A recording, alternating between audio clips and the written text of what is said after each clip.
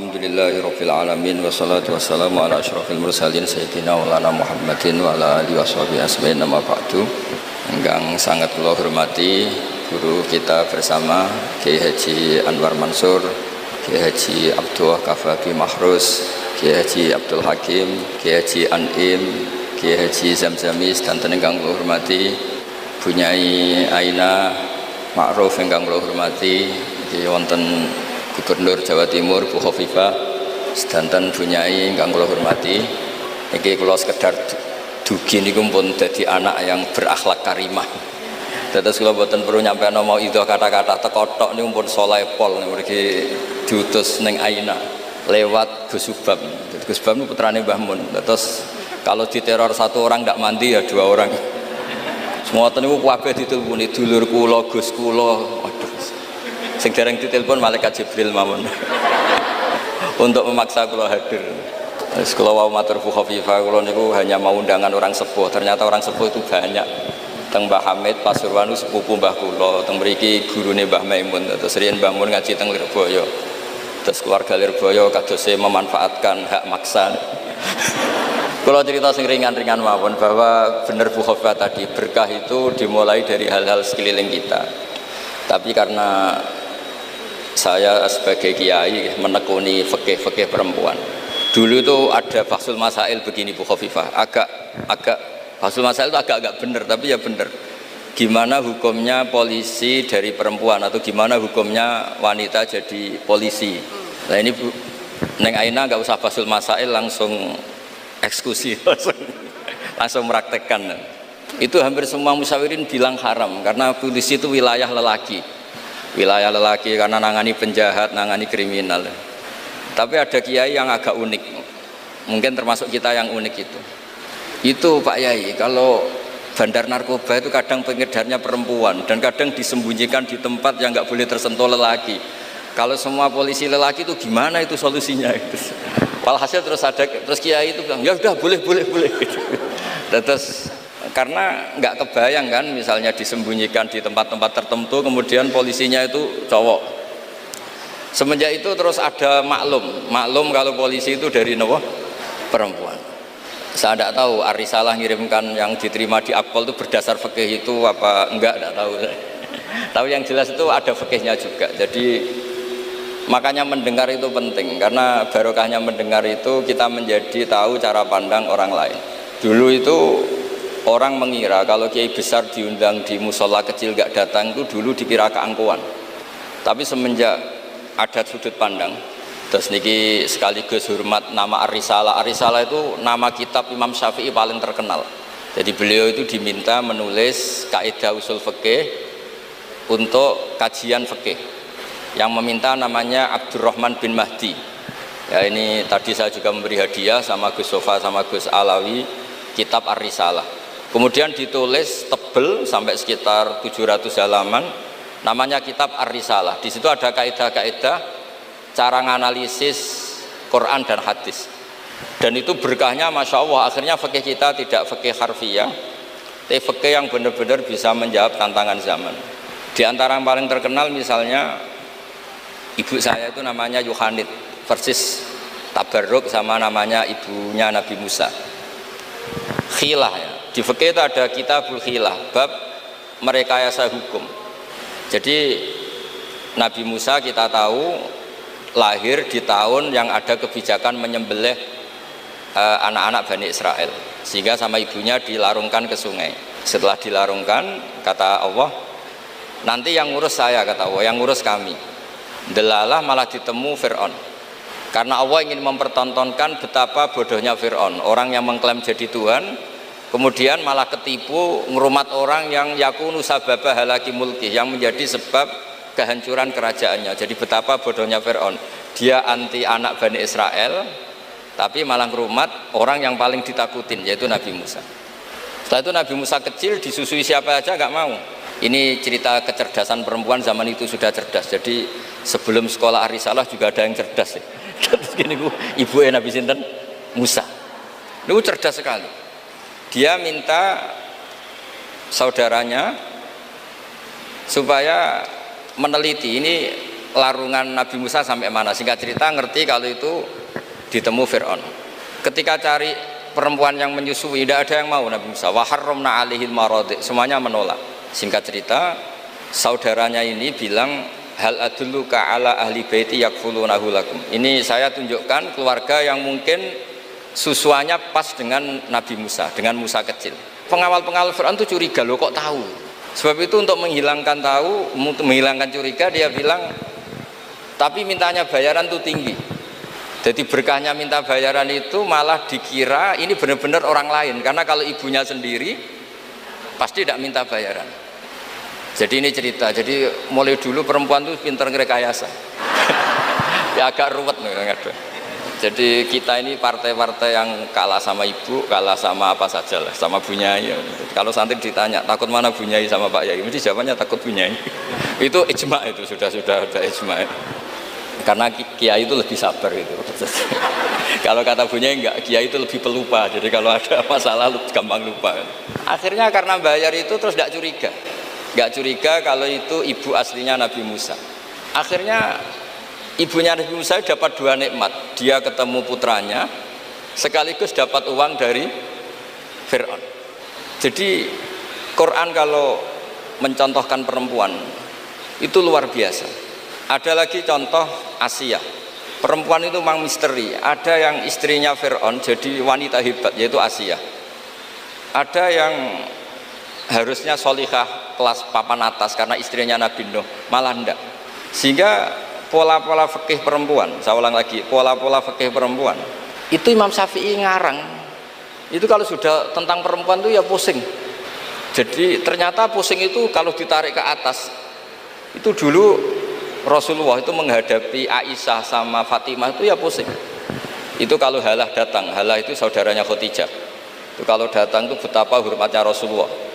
Makasih kamu datang mengingatkan pada Sayyidah Khadijah, pada Khadijah gini-gini. Itu Sayyidah Aisyah cemburu. Kenapa engkau mengingat Khadijah terus? Padahal Allah sudah mengganti yang lebih cantik daripada yang sudah tua. Pokoknya menyebut ajus itu tua, yaitu Khadijah. Gantian Sayyidah Fatimah yang tersinggung karena ibunya disebut ajus, tua. Nabi itu cara ngelola dua wanita ini, yang satu bangga dengan kecantikannya dan keperawanannya, dan Sayyidah Fatimah tertekan karena ibunya jadi korban, yaitu dianggap sepuh. Itu Nabi cara menyelesaikan itu unik. Bilang gini, Fatimah, kamu bilang ke Aisyah, sehebat-hebatnya kamu itu perawan dapat duda, sementara ibuku janda dapat Joko. Terus mulai dulu ya kebanggaannya Rondo untuk Joko, itu mulai dulu. Tapi ini cerita, jadi ngelola perempuan itu ribet. Jadi kalau terlalu ke Aisyah, Sayyidah Fatimah cemburu. Kalau terlalu ke Sayyidah Khadijah, Sayyidah Aisyah cemburu. Jadi ya nggak ada solusinya memang. Jadi kalau kiai ngaji fiqhul mar'ah itu, fiqhul nisa itu nggak ada selesainya. Kata Nabi, khuliqat min dila'in a'wad, didesain dari iga yang bengkok. In dhahabta tuqimuhu kasartah, kalau kamu memaksa lurus patah, kalau kamu biarkan tetap bengkok. Ya kalau jalan harus bengkok ya biar bengkok aja, tidak usah dipaksa nopo lurus. Terus kalau suwun terutama teng Gus Sofa, Gus Alwi, teng putra-putra ning Aina, Ar-Risalah itu menjadi inspirasi hukum. Dulu zaman Imam Ghazali ada orang pamit mau jadi ahli fikih. Sama Imam Ghazali nggak boleh, udah kamu jadi dokter saja. Terus ditanya, kenapa engkau sebagai ulama kok malah fatwa saya jadi dokter? Kata beliau, banyak negara Islam yang karena nggak ada yang belajar dokter harus berobat ke dokter yang non Muslim. Begitu juga di dunia ekonomi, di dunia politik dan seterusnya dan seterusnya. Jadi itu yang dikenal dengan usul fikih. Dulu Imam Syafi'i itu bencinya sama orang kaya itu Masya Allah, karena beliau lahir miskin dari komunitas miskin, dan beliau referensinya miskin itu lebih menyelamatkan karena lebih ringan hisabnya. Itu malaikat bagian hisab. Kalau ngisap orang miskin kan pusing, nggak ada yang bisa dihisap kan. Mau dihisap apanya, hanya beras 1 kilo kan nggak ada dosanya kan, karena darurat. Tapi setelah beliau ngaji usul fikih masyhur itu, beliau datang ke Muhammad bin Hasan As-Syaibani. Ini asal usul beliau ngarang kitab Ar-Risalah. Itu emas itu tumpuan di meja. Kalau ngitung uang itu di depan umum. Makanya ini juga jadi fikih. Makanya menurut saya kiai-kiai itu kalau ngitung uang banyak kesunatannya di depan umum, biar orang nggak kepikiran nyalami template, karena uang kiainya sudah banyak. Itu Muhammad bin Hasan Asy-Syaibani itu kalau ngitung uang di ruang tamu. Imam Syafi'i ini penguatan terhadap nama Ar-Risalah Bunyai Aina, karena Ar-Risalah itu nama kitab Imam Syafi'i paling melegenda. Kenapa engkau ngumpulkan uang sebanyak ini? Engkau orang alim. Biasanya orang alim itu nggak suka uang, nggak suka harta. Terus Muhammad bin Hasan Asy-Syaibani ini guru kedua, termasuk guru kesekian lah dari Imam Syafi'i. Oh berarti saya orang alim, orang soleh nggak punya uang. Iya, orang alim biasanya nggak punya. Sudah tak kasihkan orang fasik biar dipakai dugem, dipakai main perempuan, dipakai judi.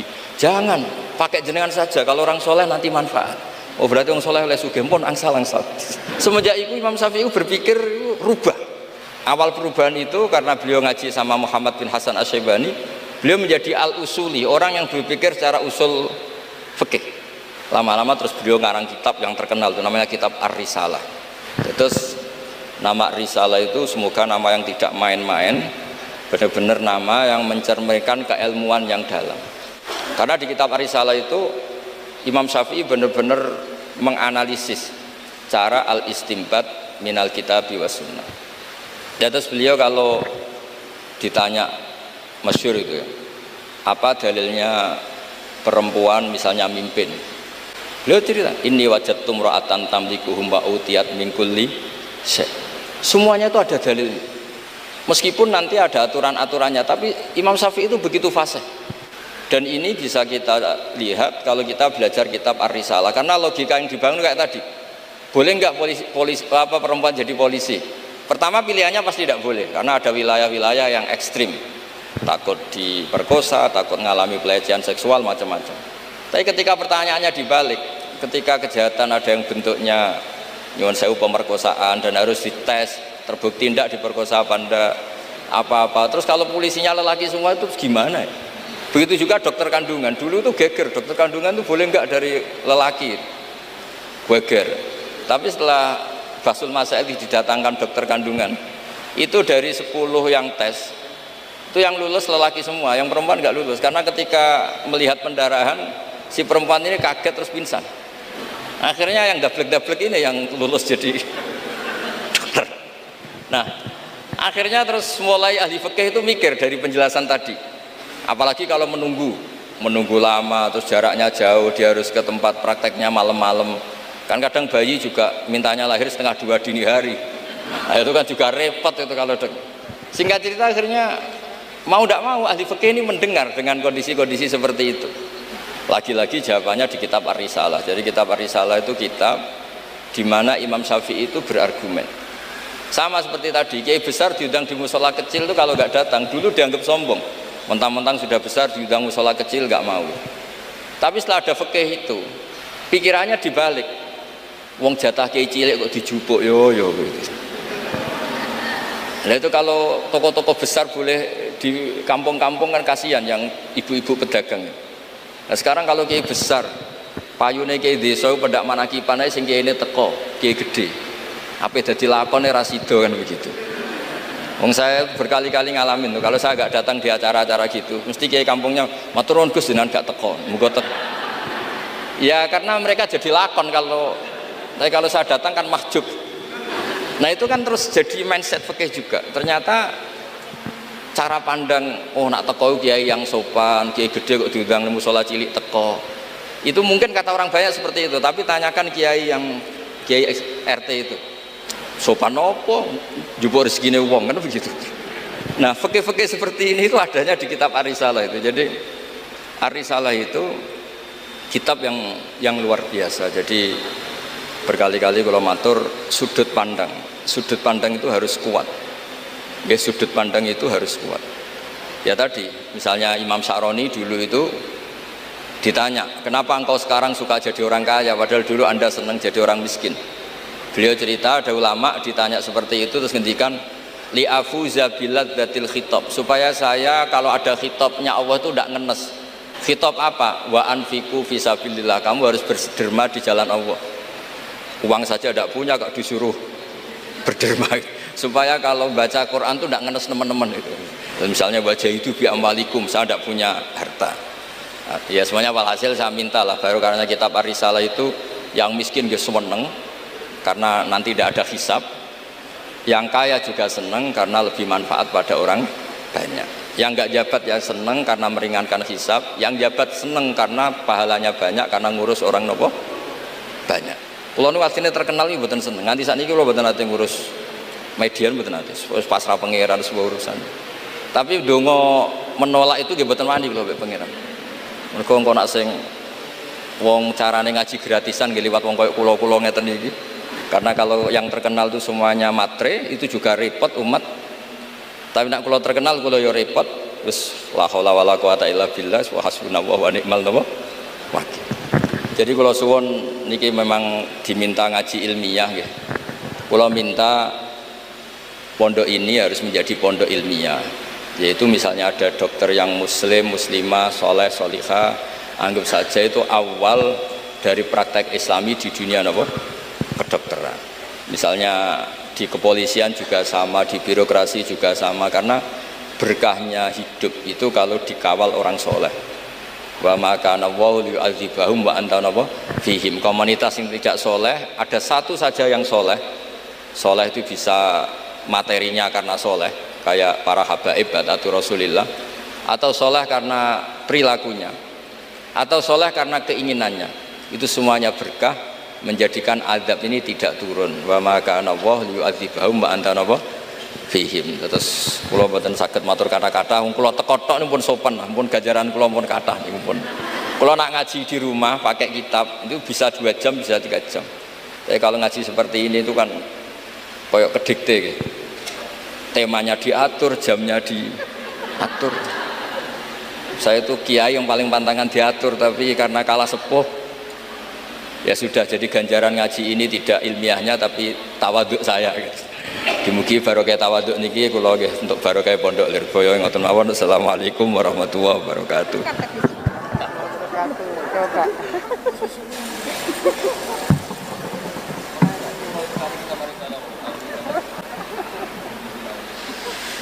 Padahal ibu-ibu dan pemirsa ini berharap masih 2 jam lagi ya Bu. Mohon izin nyun sewu Gus Baha. Ini kita akan memberikan kesempatan kepada ibu-ibu nyai yang akan bertanya. Dan ini pertanyaannya memang harus ditanyakan pagi hari ini karena kehadiran Gus Baha benar-benar sudah ditunggu-tunggu. Sepertinya bisa dimulai dengan pertanyaan yang pertama. Sinten monggo? Nggih, monggo. Assalamualaikum warahmatullahi wabarakatuh. Gus badhe nyuwun pirsa, di era milenial ke para ibu-ibu, para emak-emak yang biasanya kan ibu-ibu sak menika arane emak-emak. Yang pada waktu masa lalu dereng mengenal dereng mengenal dan memahami perkembangan ilmu pengetahuan dan teknologi seperti saat sekarang, kadang-kadang merasa bingung. Ibu-ibu merasa bingung menghadapi tantangan pendidikan di masa sekarang ini.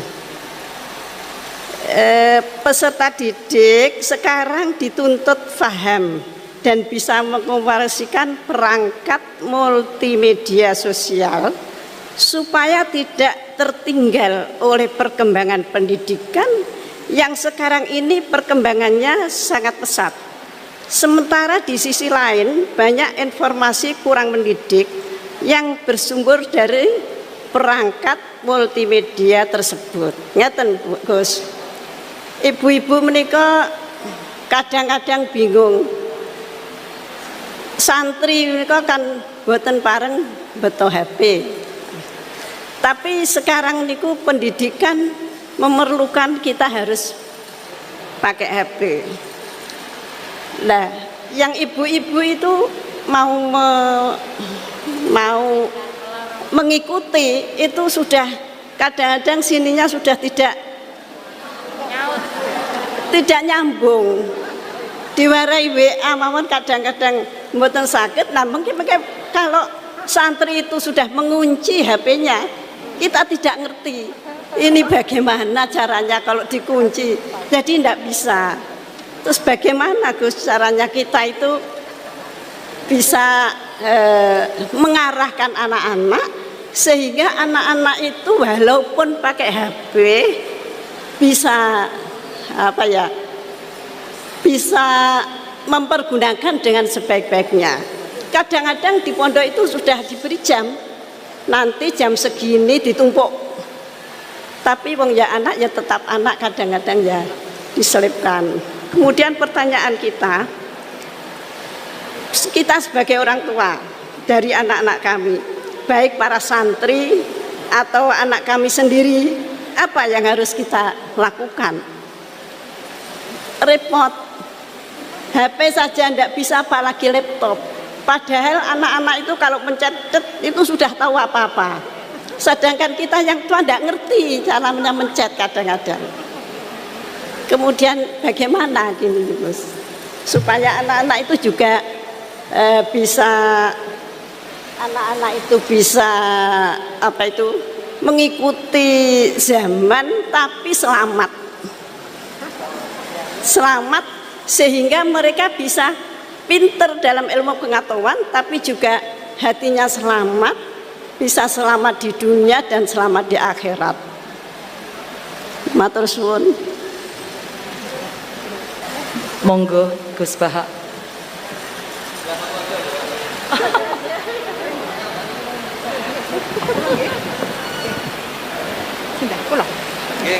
Nggih. Ingkang utus Gus Bahak kula mboten wantun nolak nggih. Assalamualaikum warahmatullahi wabarakatuh.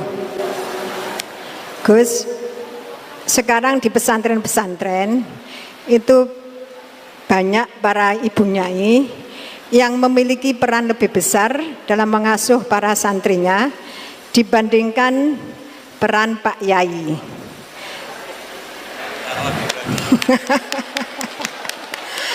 Tapi ketika ada ibu nyai yang namanya tercantum sebagai pengasuh, masih banyak masyarakat yang memandang tabu ini Gus, atau tidak etis. Bahkan dalam sebuah lembaga yayasan, seringkali perempuan-perempuan itu dimarginalkan. Padahal perempuan itu kalau diberi kesempatan luar biasa Gus, laki-laki kalah semuanya. Kadang pendapatnya itu tidak dihiraukan, meskipun sebenarnya bagus. Dan ini loh Gus, saya minta keadilannya Gus. Dalam menyikapi kenyataan seperti ini, kita sebagai kaum emak-emak itu harus bagaimana? Saya menuntut keadilan Gus, dari Pak Yai, dari panjenengan. Terima kasih. Assalamualaikum warahmatullahi wabarakatuh. Ya nanti yang ikut jawab Bu Gubernur ini kan masa mau jadi pemimpin tidak mau jawab problemnya. Udah datang pakai helikopter, ada pertanyaan nggak mau jawab. Saya ini ganjarannya sudah terlalu banyak, 5:30 sudah datang, nanti diminta ikut meletakkan batu pertama ya. Oke. Terus begini Bu Nyai Nur Iskandar ya. Jadi saya punya cerita dari Bapak. Juga cerita ini pernah ngendikak Mbah Mun. Ada filosofi ilmiah yang nggak bisa diganggu gugat. Ini harus kita camkan. Misalnya begini, al-insan abdul ihsan. Manusia itu pasti mudah diperbudak atau dikalahkan oleh kebaikan. Singkat cerita ada seorang kiai waroi zuhud, di rumah nggak ada TV, nggak ada HP, nggak ada motor. Saking inginnya anak itu nggak terkontaminasi TV, nggak terkontaminasi HP, juga nggak sering keluyuran ada motor. Tapi apa yang terjadi? Anaknya ini malah pertama punya HP atau memakai HP dipinjemin temannya. Kebetulan temannya itu tidak sholat. Pertama naik motor juga dipinjemin orangnya yang nggak sholat. Pertama tahu TV juga di tetangga, komunitas keluarga yang tidak sholat. Sehingga perasaan anak ini hanya punya utang jasa sama orang yang tidak sholat. Lama-lama kenangannya apa? Ternyata orang yang tidak sholat itu lebih manusiawi ketimbang yang sholat. Singkat cerita anak ini akhirnya nggak sholat. Ketika anaknya itu nggak sholat, orang tuanya itu coro Jawa itu tobat, minta maaf sama bapak, sama saya. Era kiai saya minta, karena melihat Mbah Maimun itu di rumahnya ya ada TV, bapak saya di rumah ada TV, juga ada motor. Ketika sowan, walhasil intinya diceritain kenapa banyak kiai alim yang longgar, di rumah ada TV, ada HP, ada motor. Ternyata karena jangan sampai anak kita pertama merasa utang jasa itu sama orang lain. Nah, kalau orang lain ini yang orang nggak bener bisa berabe kan. Nah pondok juga gitu, kalau terlalu ketat HP, terlalu ketat apa, ternyata HP ini barang mewah, barang wow, kebetulan yang nilai orang lain, dan akhirnya santri ini merasa utang jasa sama orang. Nah, ya kalau orang lain ini tepaan orang soleh, kalau enggak. Makanya ibu-ibu juga situ, senyum tuh barang mewah, ternyata bapak-bapak kenangannya sama bakul kopi, tidak sama istrinya. Akhirnya yang diingat ya bakul kopi, karena senyum itu mewah. Ini sekaligus jawab pertanyaan yang enak, minta keadilan. Saya juga minta keadilan. Ya itu sudah komplit, jawaban itu sudah. Pokoknya kita kondisikan al-insan Abdul Ihsan. Jadi itu tidak bisa ndak. Makanya ngelola anak-anak itu ya harus hati-hati, ngelola istri, ngelola suami, ngelola komunitas masyarakat. Kenapa kiai itu harus dermawan? Kenapa orang baik harus dermawan? Kalau yang dermawan orang fasik, pasti orang fasik ini yang punya pengaruh, karena al-insan Abdul Ihsan. Makanya ini kembali lagi ke kitab Ar-Risalah tadi. Saya berkali-kali kalau ngaji bilang, tasaddaku walau bitol koti wajin. Kamu disuruh sedekah meskipun senyum. Senyum itu dalam fikih formal dikatakan sunat. Tapi dalam konteks sudah kompetisi itu bisa wajib. Di rumah nggak pernah ada senyum, di warung kopi ada senyum terus. Kira-kira menang mana? Sama. Ketemu preman disuguhi kopi senyum, sowan kiai diamu itok. Akhirnya masyarakat mau ke preman karena di sini lebih dimanusiakan ketimbang kalau sowan kiai dimarah-marahin tok. Akhirnya konsep Nabi Tolkoti Wajin tidak lagi kita katakan sunnah tapi wajib. Makanya berarti ibu-ibu senyum sama suaminya wajib. Tapi kalau disenyumin terus ya wong lanang ya dablek itu dikira agak pernah salah. Berarti marah juga. Ya sudah, tidak usah diwajibkan, sudah dilakukan, alhamdulillah. Jadi menurut saya ngadepi fenomena sosial apapun kita harus punya kaidah ilmiah yang permanen, yaitu al-insan Abdul Ihsan. Semuanya fikih, semuanya solusi, semuanya teori itu pasti kembali ke situ. Kalau kita lebih menarik karena ihsan kita, pasti orang ke kita. Tapi kalau kita jeblok secara sosial, ya dibayangkan Allah itu walaupun tafatur lidal qalbi lan faddu min hauli. Kalau seorang pemimpin itu kok wangkot, angkuh, tidak simpatik, pasti lan faddu min haulik, pasti orang itu bubar. Jadi itu jawaban umum, tapi insya Allah menjadi solusi untuk ngelola anak kita. Saya sampai sekarang itu ya biasa ngedusi anak saya, jalan-jalan sama anak saya, supaya utang jasanya anak itu sama orang tuanya. Istri saya itu keluarga Sidogiri. Itu saya pernah bilang, kalau anak saya minta uang jajan meskipun saya tidur agar dibangunin oleh anak saya. Kata istri saya kan yaitu nanti melatih tidak sopan. Tapi akhirnya saya beri penjelasan secara ilmiah. Yang wajib jajan anak itu orang tuanya, jangan sampai ganggu mbak-mbak atau kangkang. Sehingga korbannya ya harus saya, bukan orang lain. Jadi kita harus kadang-kadang lebih bicara ilmu ketimbang akhlak. Apa artinya anak kita berakhlak sama orang tua, tapi anak kita pas mau jajan ngel-ngel orang lain. Nah hal-hal seperti itu supaya apa? Anak kita punya kenangan, saya bisa jajan karena bapak saya bisa jajan karena dituruti bapak saya. Tapi kalau kenangannya sama tetangga, dan kebetulan tetangga kita misalnya kurang baik, maka nurutnya sama tetangga yang kurang baik ini. Jadi ini menurut saya, ini karena masalah ijtihad. Neng Ana boleh gak setuju ya, karena ini masalah ijtihad. Tapi harus setuju, satu-satu diundang kok ora dituruti fatwane kan. Tapi jelas kaidahnya itu tadi pegang al-insan Abdul Ihsan, sehingga kita bisa ngelola gimana orang-orang baik itu berjasa. Makanya ketika Rasulullah SAW masyhur itu, inna hadatin irtadaituhu li nafsi wala yusliha li hadatini illa sakha wa husnul khuluq. Agama ini sudah final, cuma yang bisa mengawal agama ini hanya dua, yaitu dermawan dan husnul khuluq. Jangan sampai orang lain yang nggak benar lebih berempati, lebih dermawan, sementara yang soleh kurang mawan atau kurang empati, sehingga kompetisinya orang soleh ini kalah. Kita sedang soleh terus mengatakan orang lain tidak soleh, Allah tidak akan ngampuni. Ngampuni tidak, itu wilayahnya Allah, dan Allah yaf'alu ma yasha, dan Allah berkali-kali memaklumatkan dirinya yaghfiru liman yasha wa yu'adzibu man yasha. Tapi ini kubu sebelah nyifati Allah hanya wa yu'adzibu, kubu sebelah kan gitu. Tidak pernah kalau Allah disifati yaghfir. Bagaimana Allah gak tersinggung? Allah selalu distatuskan yu'adzib. Itu kira-kira kalau Allah kan gini, saya ini bisa yu'adzib, bisa aghfir, kenapa status saya tinggal yu'adzib? Ini ngaji di mana? Khatam enggak gitu kan gitu. Makanya resikonya ahli sunnah itu masyhur tuh Pak Hamid Pasuruan, tamu macam-macam diterima. Ketika orang benci Golkar itu ada tamu dari Golkar juga diterima. Ketika orang nggak mau diberi hadiah oleh orang Golkar, Pak Hamid ya diterima. Bilang ke bapak, mengaku lomo wae nur, duit enggak ana gunane dhewe. Sing marai rawan hisab itu kan kamu dapat uang nggak jelas kemudian kamu pakai pribadi. Kalau orang-orang soleh kan nggak pernah dipakai, kan aman saja. Loh, dihisab apanya? Wong hanya peralon. Kalau istilahnya Pak Hamid itu peralon. Datang diberikan orang lagi, datang diberikan.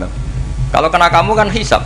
Terus kamu nyate makan wareg glegeken. Nah, itu uangnya nggak jelas dipakai nyate glegeken, ya mesti hisab.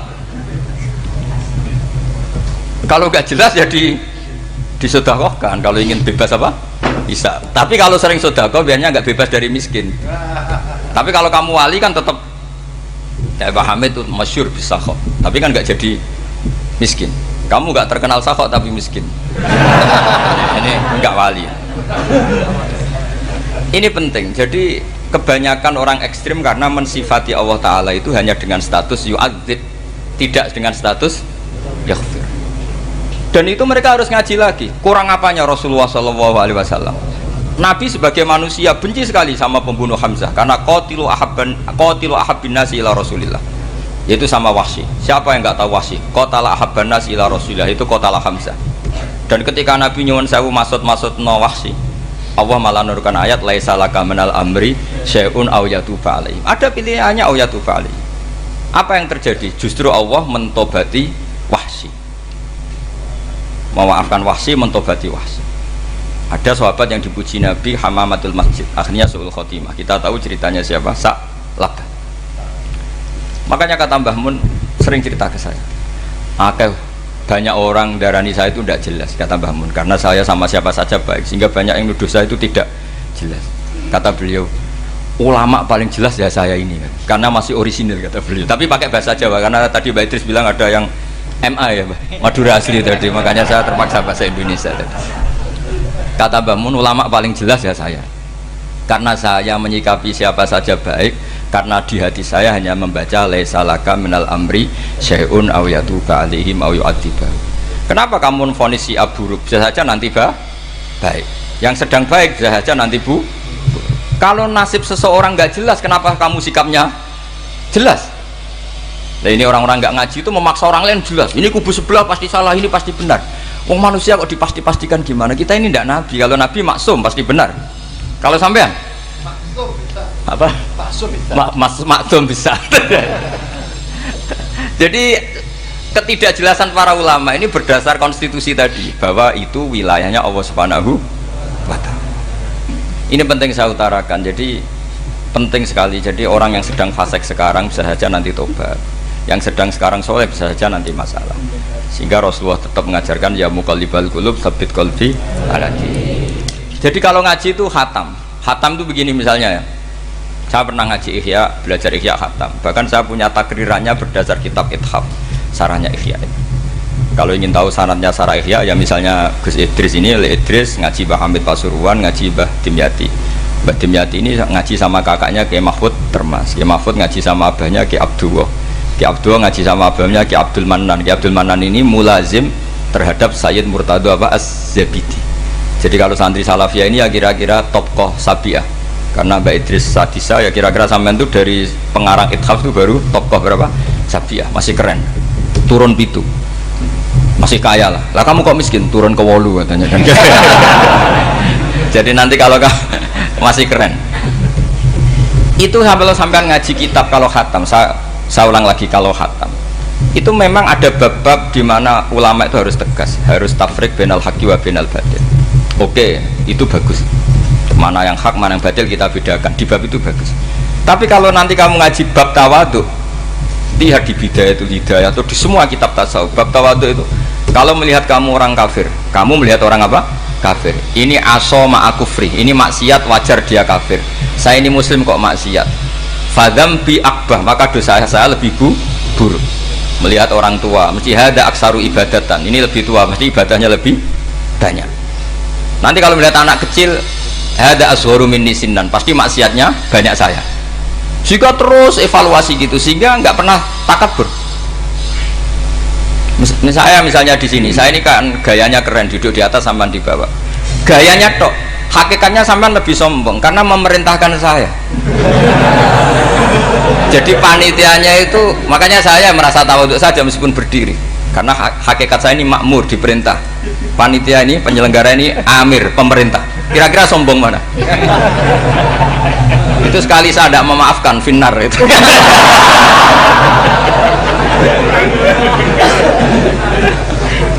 Tapi insya Allah tak maafkan lah. Iya masih insya Allah. Jadi ini penting. Jadi mbok ya orang-orang yang ekstrim tuh mikir keinginan Rasulullah SAW itu umatnya meninggal dalam keadaan baik. Makanya benar tadi, notulen tadi, kalau doa, kalau ingin mandi itu memang harus ada jadabnya. Tapi yang asli loh ya, jangan gaya-gayanan. Ya asli betul loh, yang nggak khilaf memang asli. Itu ada seorang wali doa di depan Nabi itu begini, ya Allah saya harus jadi orang soleh. Allah diharuskan itu kan nggak sopan ya. Ya Allah saya ini harus jadi orang soleh. Kenapa? Sekali saya soleh maka surroh habibu, yang seneng kekasihmu. Sekali saya fasik maka yang seneng musuhmu, yaitu iblis. Tinggal jenengan milih mana, nyenengkan kekasihmu apa nyenengkan musuhmu. Akhirnya ada aku ya sudah soleh aja, soleh ini kok doa kok neror orang ini. Kira-kira gitu. Jadi ya Allah saya harus jadi orang soleh. Kalau saya jadi orang soleh, surroh habibuk, yang seneng kekasihmu. Kalau saya jadi orang fasik, yang seneng musuhmu. Sedangkan tinggal milih saja, menyenangkan kekasihmu apa menyenangkan musuhmu. Kira-kira Allah seneng mana? Seneng menyenangkan.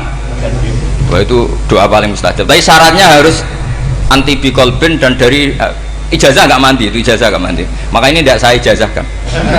Nanti kalau kamu ngalami isak sendiri, ngalami wujdi sendiri, terus ngalami itu, insya Allah makbul. Tidak mau gaya-gayanan copy paste, nggak diterima itu. Jadi wali-wali dulu itu kalau berdoa itu sederhana, tapi dari hati yang paling dalam. Makanya Nabi Musa itu terkenal, orang paling seenaknya sendiri dan Nabi Musa hubungannya dengan Allah. Tapi sama Allah dimaafkan karena orisinil, tidak bikin-bikin. Rasulullah juga itu, kalau sudah marah itu doanya gitu. Cuma celakanya ditiru Nira Warisman dulu itu. Nabi itu ketika perang Badar itu jelas kalah, nggak mungkin menang, sudah jelas kalah. Nabi hanya 313, orang kafir 1000 dengan perlengkapan apa? Sudah lengkap semua. Setelah perang dilihat itu jelas kalah. Seri awal yang memang kalah betul. Doanya Nabi apa? Allahumma intuhlik hadil isobah lam tu'bad badal ya. Ampun Gusti, silahkan bikin kalah, tapi ra ono sing roh najenan pangeran. Bon lahiran jenazah di pangeran serana sing roh. Enggak ada ibadah. Intuhlik hadil isobah lam tu'bad badal ya. Kalau engkau menghancurkan kelompok saya ini, jenengan sebagai Tuhan tidak ada yang nyembah lagi. Karena yang nyembah tinggal kelompok kita. Tapi yang ngendikan Nabi, kalau kamu niru tidak bisa. Gak bisa kamu doa, ya Allah saya ini santri salafiyah, kalau saya bodoh menjadi presiden buruk terhadap alumni salafiyah. Gak apa-apa sekali-kali doa gitu. Tapi kata Allah lainnya masih banyak.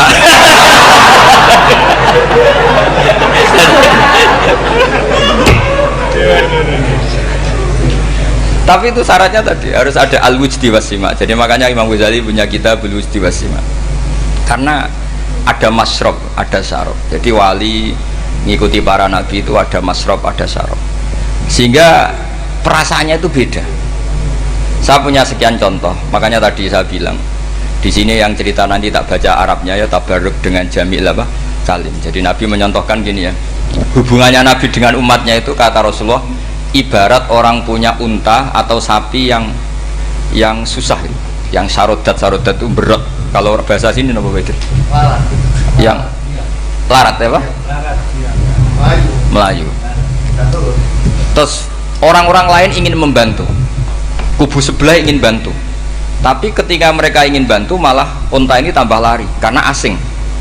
Semua selain pemiliknya ini kan bagi unta itu asing, jadi mau dibantu ditangkap tambah lari karena ini orang asing semua, ngajinya agak jelas, asalnya agak jelas, tapi mau ikut umat Islam ini asing semua. Akhirnya kata Nabi yang punya unta tadi datang, kemudian ngambil rumput, terus unta itu dipanggil, kemudian unta itu ngikuti. Kata Nabi, ibarat saya seperti itu. Kalau saya yang memimpin Islam, saya yang merawat umat saya, maka umat akan mudallalah, akan nurut. Tapi kalau yang rumat kalian, malah Islam menjadi kacau. Kenapa menjadi kacau? Karena tadi nyifati Allah saja salah. Orang Islam baik dihukumi kafir hanya karena tahlilan, hanya karena manakiban dihukumi kafir. Sekarang inginnya Nabi orang menjadi muslim apa kafir? Inginnya Nabi orang menjadi muslim apa kafir? Muslim. Lalu gara-gara melakukan perilaku tertentu dihukumi kafir. Iya, ziarah wali songo musyrik, nyekel patok musyrik. Katanya minta sama mayit. Padahal saya andekan jadi mayit itu diziarahi sampean nggak seneng. Nggak senengnya karena ya kadang murid itu jari gurunya ya kurang ajar. Masa gurunya dibilang gini, ya Allah, ingkana musinan fazid fi isani, wa ingkana musian fatajawas andu. Kata gurunya, soleh tenan darani ingkana. Makanya saya tidak suka zaman ziarah ke saya, kecuali doanya ditasihkan dulu ke saya.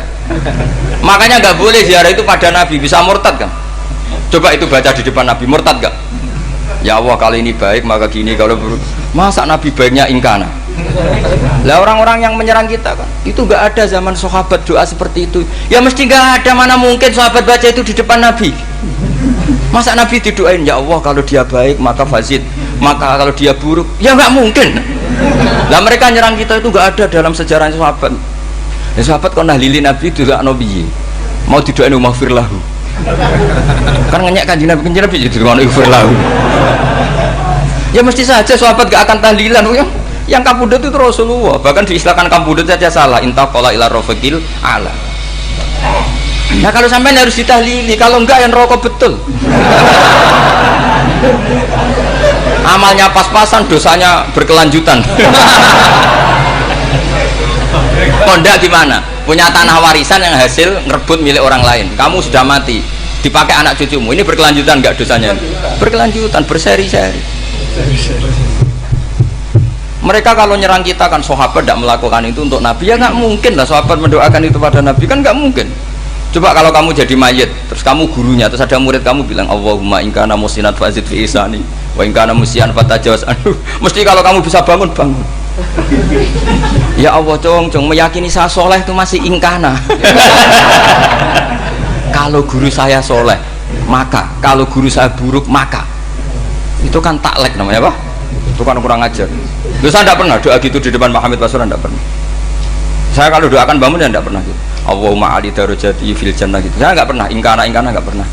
Karena andekan itu saya juga sama kok. Cuma kalau ada orang doa di bangun gitu ya karena orang lain ya tak biarin. Tapi saya tidak bilang amin, ya biarin aja sudah. Tapi kalau santri sarang nggak usah lah doa ya apa? Ingkana kok. Mosok meyakini solehnya gurunya kok nunggu apa? Enggak. Ini bukan ijazah, ini marah ini. Jadi pelurusan ini. Saya ulang lagi, ngaji itu harus khatam. Pentingnya khatam tadi, kalau di bab tafriq bainal haqqi wa bainal batin, seakan-akan kubu sebelah ini benar karena tegas. Tapi kitab itu tidak hanya bab itu, juga ada bab tawadhu. Di bab tawadhu itu, misalnya kita melihat orang kafir, ini wajar maksiat kan dia kafir. Masa saya mukmin maksiat? Dan ini kafir bisa saja nanti husnul khotimah, saya muslim bisa saja su'ul khotimah. Jika tetap tawadhu, melihat yang lebih sepuh ini aksaru ibadatan minni, melihat yang kecil asghar berarti aqallu maksiatan minni, sehingga melihatnya itu tawadhu.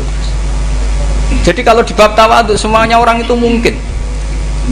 Nah di sini Rasulullah SAW mengajarkan, ketika malaikat Jabal bilang, Muhammad, orang yang mendustakan kamu saya tungkepi gunung biar mati semua.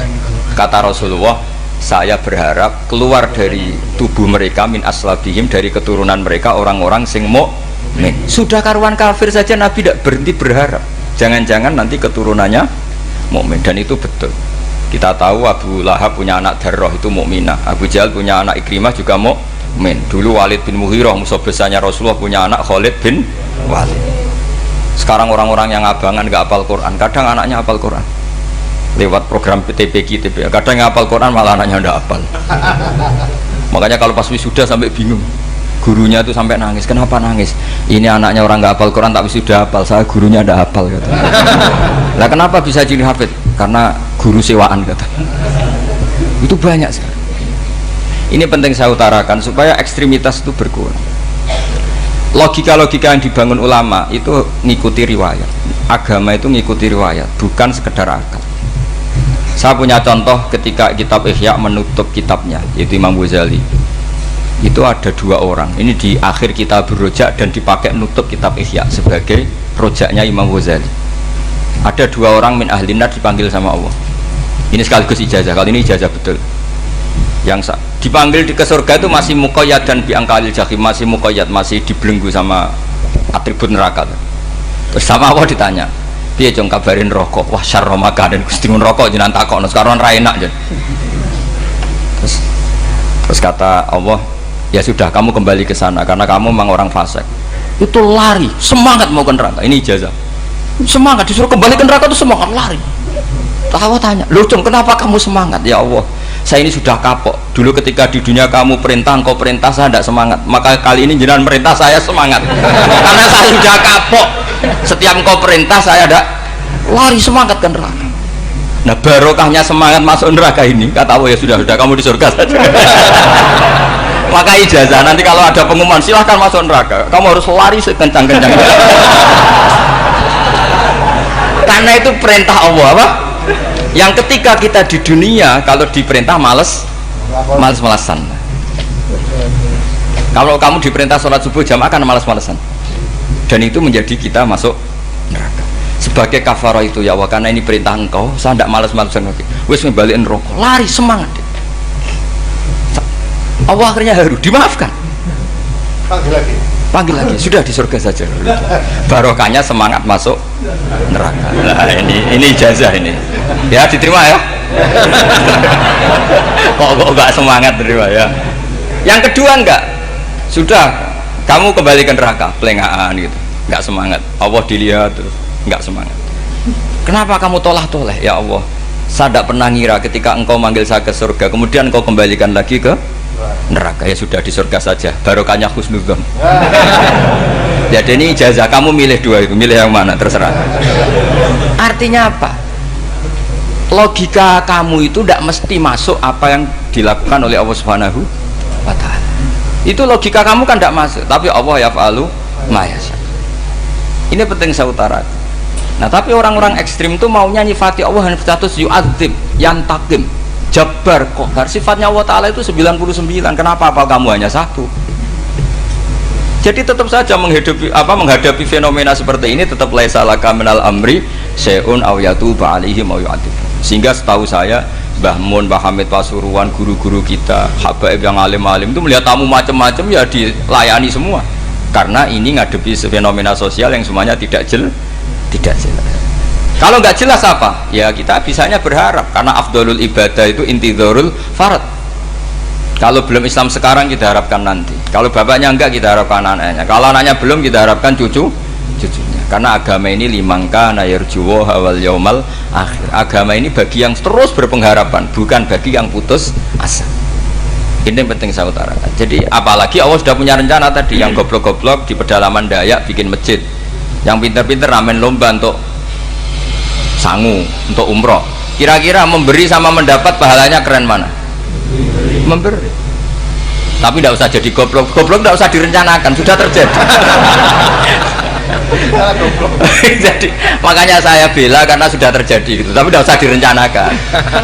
Nanti terus wah goblok aja cara Gus Bak gak apa-apa ndak. Sudah kadung, ini cuma kita itu iman ya. Jadi karena yang pinter itu yang jumlahnya tidak banyak. Ini kita bully saja. Karena kamu bully pun tetap mulia kan orang pinter ini. Tapi kalau orang goblok gak dibela habis dia. Yang pinter buat dikritik kayak apa kan tetap mulia kan. Lah yang muji sudah banyak, saya ngeritik saja lah. Ini tidak akan jatuh. Tapi yang goblok ini kan nggak ada yang bela. Saya sebagai umatnya Rasulullah, pecinta umat Rasulullah tak bela, tenang saja. Ada hikmahnya apa? Hikmahnya orang goblok. Betul loh, saya itu sering ketemu dokter, ketemu profesor tuh nangis. Tak tanya kenapa nangis. Bapak saya itu petani, saya di Jogja sampai jadi dekan, jadi rektor. Tapi saya sekarang rektor, anak saya sekedar SMP naik itu sudah senang. Nggak dengar kabar ketangkep BNN sudah senang. Padahal saya ini ahli metodologi. Ternyata pinter bapak saya. Karena bapaknya tadi hanya petani bisa menjadikan anaknya profesor. Tapi profesor tidak mesti bisa jadi. Anak saya naik SMP aja sudah senang. Karena Allah ingin membuktikan pinter kamu itu tidak ada artinya di depan iradatullah. Di depan apa? Iradatullah. Supaya orang tunduk. Lu coba yang jadi ulama tabi'in itu rata-rata abnaul mawali, anaknya budak yang dimerdekakan.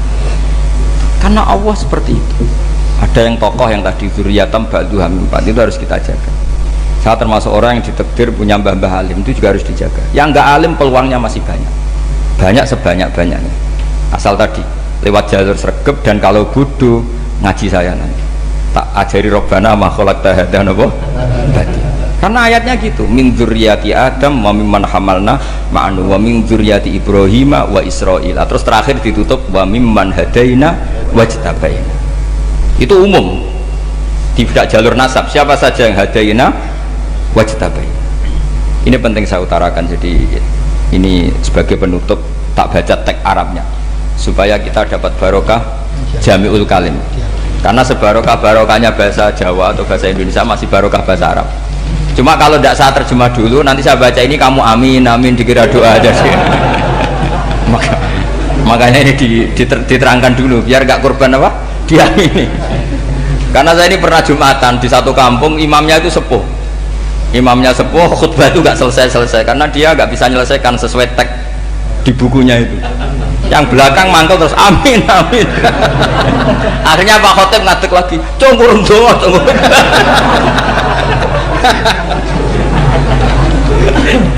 Ya, ini masih teks Arab, tapi yang belakang sudah apa? Amin amin. Ya saya baca. Yang disimak. Bismillahirrahmanirrahim. Waruya anak Arabian ja'ahu yatlubu min husay'an fa'atahu. Sumaqala ahsantu ilaika. Dikasih sesuatu ya tadi saya contohkan, misalnya dikasih hanya 10.000. Qala al-arabiyullah wala ajmalta, kamu ya belum berbuat baik. Faghadibal muslimun wa qamu ilaihi. Orang-orang Islam marah besar karena Nabi dikomentari la ajmalta, kamu tidak orang baik. Fa asyara ilaihim an kuffu, kata Nabi jangan kamu pukulin. Kalau di Madura sudah tuntas tuh kena celurit itu kalau. Sumakoma, kalau di MA ada dia di Madura asli tadi ya. Sudah tuntas. Sumakoma wa dakhala manzilahu. Setelah itu terus arsala ilahi sallallahu alaihi wasallam wa zadahu syai'an. Kemudian Nabi menyuruh dia, ayo masuk rumah terus ditambahi. Faqala ahsantu ilaika qala na'am fajazakallahu min ahlin wa asyiratin khairan. Setelah ditambah banyak sama Nabi, saya sudah baik sama kamu. Wah baik kalau sekarang baik. Itu mengatakan baik karena ditambah uang loh. Bukan karena dari nuraninya, karena ditambah uang, ditambah duit. Amplopannya ditambahin. Faqala lahu nabiyyu sallallahu alaihi wasallam innaka qulta ma qulta wa fi nafsi ashabi min dzalika syai'un fa in ahbabta faqul baina aydihim ma qultu baik ma qulta baina yadayya hatta yadhaba ma fi sadrihim alaika. Kamu tadi ngomong dan menjadikan sahabat saya tersinggung. Coba sekarang klarifikasi supaya mereka clear apa? Itu menunjukkan klarifikasi itu termasuk wataknya Rasulullah sallallahu alaihi wasallam. Tadi kamu menyinggung saya di depan umum, maka sekarang kamu muji saya juga harus di depan umum supaya clear, supaya mereka tidak punya perasaan macam-macam. Sudah akhirnya qala na'am falamma kana al-ghadu awil asyu ja'a faqala sallallahu alaihi wasallam inna hadzal arabiyya qala ma qala fazidnahu fazama'nahu radiya kadzalik qala na'am fajazakallahu min ahlin wa asyiratin khairan.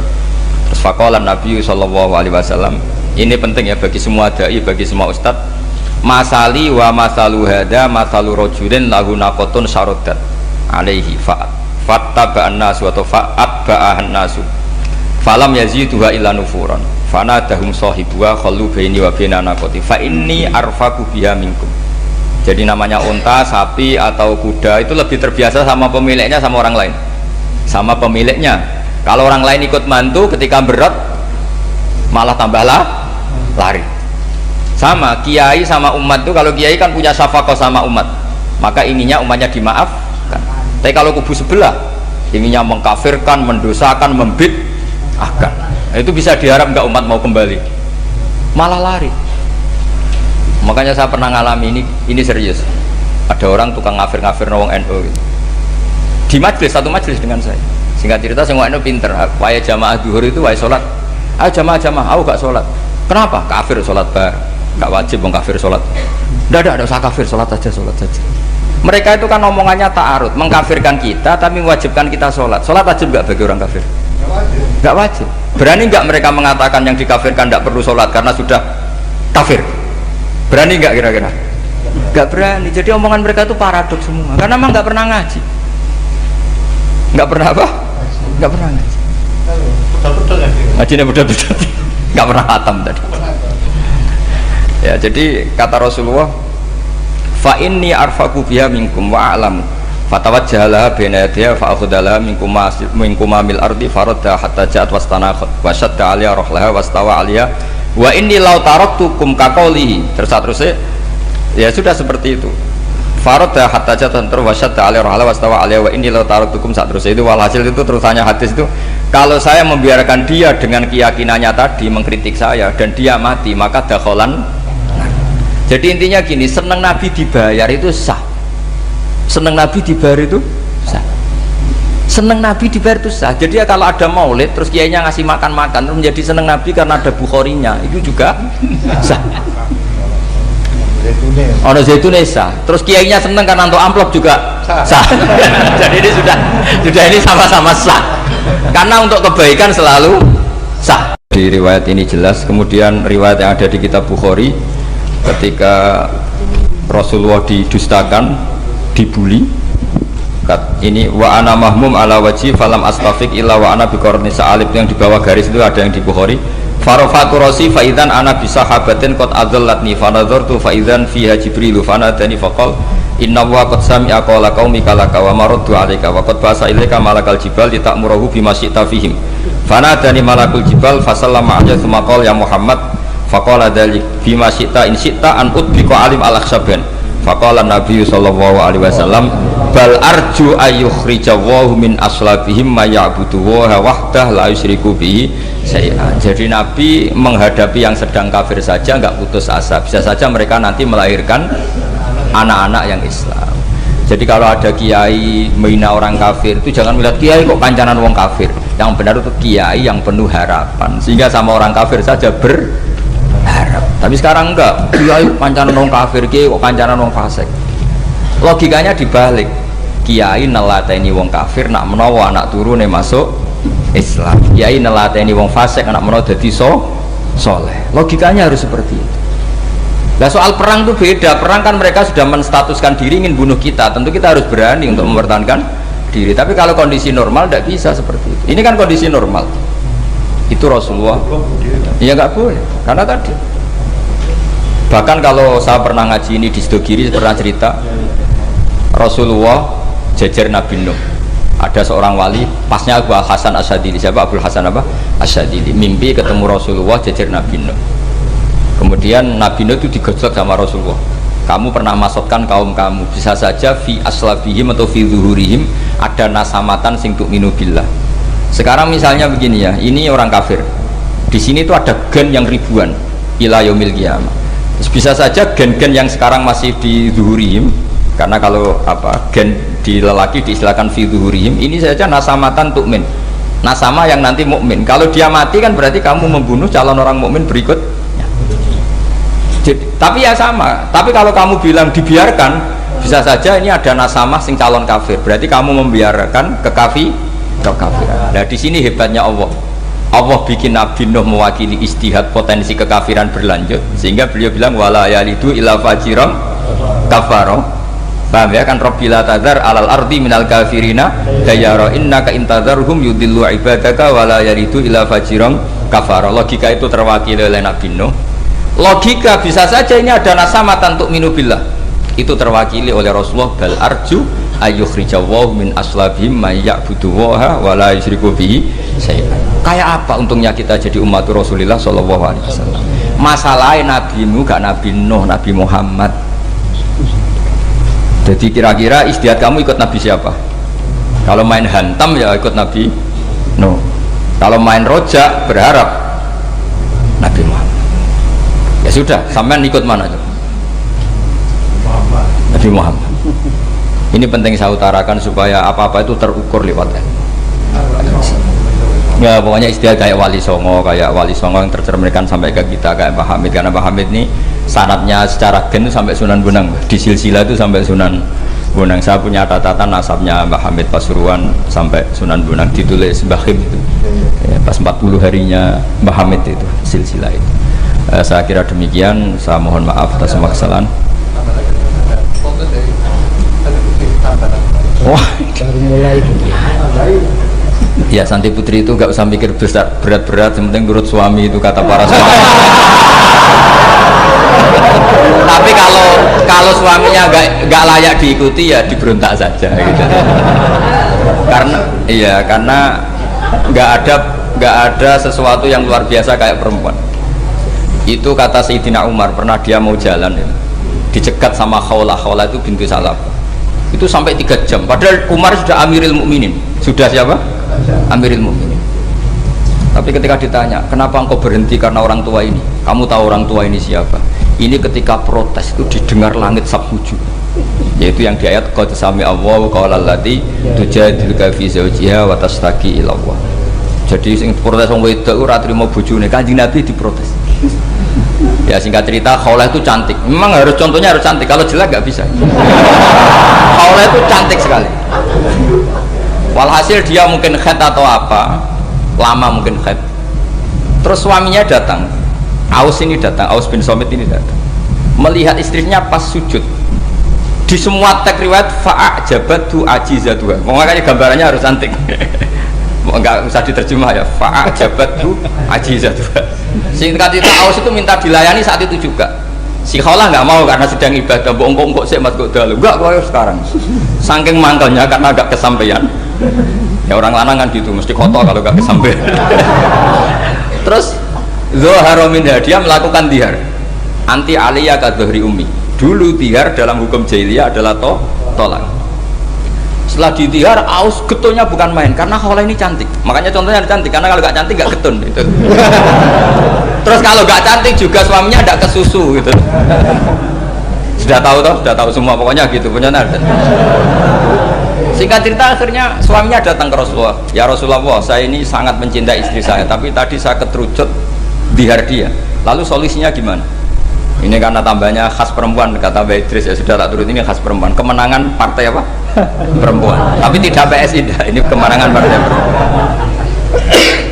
Kata Rasulullah, sementara hukumnya begitu. Kalau dihar itu biman zilatit tolak. Ya sudah, kamu nggak bisa kumpul lagi sama dia. Istrinya dikasih tahu, protes. Apa? Hukum apa-apaan itu? Diparani Rasulullah. Ini hukum tidak benar ya Rasulullah. Ya tapi setahu saya hingga detik ini saya sebagai Nabi hukumnya baru begitu. Nggak benar. Dibantah terus sama Nabi diancam gini, kalau engkau tidak bisa memutuskan, tak laporkan Allah.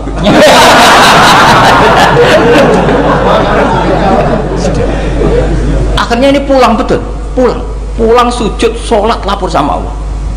Dan ketika lapor sama Allah, ya Allah ini tidak fair. Lapornya tuh jorok sekali. Qad nasartu lahu batni, akala sababi wa nasartu lahu batni. Akala sababi, muda saya sudah dihabiskan sama suami saya. Wa nasartu lahu batni, tidak usah diterjemah. Tapi ketika saya sudah tidak muda, sekarang saya mau diceraikan lewat apa? Dia. Terus wa innali auladan, saya ini punya anak banyak. Indomam tuhum ilayya jauh. Kalau saya rawat pasti mereka kelaparan. Karena saya miskin, saya seorang perempuan. Tapi wa indomam tuhum ilaihi do'u. Nak tak elokno buah apa mesti ditinggal wayang. Wah kira-kira gitu. Wayang gerutu sendiri. Akhirnya Allah jawab bahwa dihar itu tidak tolak. Lah akhirnya Nabi panggil perempuan tadi. Padahal Nabi gak dengar, itu di kamarnya sendiri perempuan tadi. Terus qad sami Allahu qala allati tujadiluka fi zawjiha wa tashtaki. Itu semua teks ya tujadil. Allah mendengar perempuan, lati itu perempuan, tujadil kasih madoni kowe Muhammad. Nek dadi kiai dipadoni wedok enteng, Nabi saja dilabrak. Wes susah perempuan tuh repot. Nabi dilabrak. Sampai jadi surat Mujadilah. Makanya saya kalau baca Mujadilah dan baca Mujadalah, ini kaitannya dengan tasrif. Jadalah yujadilu mujadalatan. Karena sekali nggak bisa tasrif nggak sah jadi mufassir. Ya jadi kalau kafaru ya kafiru ya takfiron. Kira-kira kan gitu. Fa'ala yufa'ilu ya. Taf'ilan. Jadala yujadilu mujadalatan. Jadi kalau mujadalatan itu masdar, karena ini subjek pelaku mujadilah. Jadi boleh mujadalah bisigotil masdar, boleh mujadilah dengan sigot isim fa'il. Karena wanita pembantah Nabi. Itu didengar oleh Allah. Makanya ayasma'uha rabbul izzah min fawqi sab'i samawat wa lam yasma'ha Umar. Allah saja mendengar dari langit 7, masa Umar gak mau mendengar? Jadi makanya kalau Umar macam-macam, orang nyewa khaulah, kamu yang ngomong. Kira-kira dengan assalamualaikum warahmatullahi wabarakatuh.